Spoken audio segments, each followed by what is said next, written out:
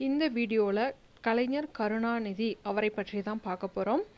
தமிழகத்தின் நாகப்பட்டினம் மாவட்டத்தில் உள்ள திருக்குவளை என்னும் சிறு கிராமத்தில் 1924 ஜூன் 3 முத்துவேலர் ஐயாவுக்கும் அஞ்சுகம் அம்மையாருக்கும் மகனாக பிறந்தார். தனது 14 வயதிலேயே பல்வேறு சமூக இயக்கங்களில் தன்னை முழுவதுமாக ஈடுபடுத்தி கொண்டு அரசியலில் நுழைந்தார். கருணாநிதி தமது பள்ளி பருவத்தில் நாடகம், கவிதை, இலக்கியம் ஆகியவற்றில் அதிக ஆர்வம் கொண்டிருந்தார்.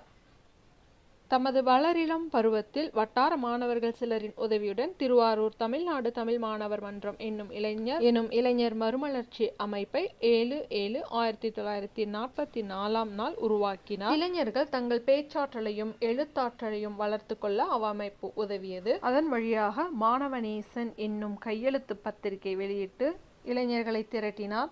சில காலத்துக்கு பின் அவ்வமைப்பு மாநில அளவிலான அனைத்து மாணவர்களின் கழகம் என்ற அமைப்பாக உருப்பெற்றது.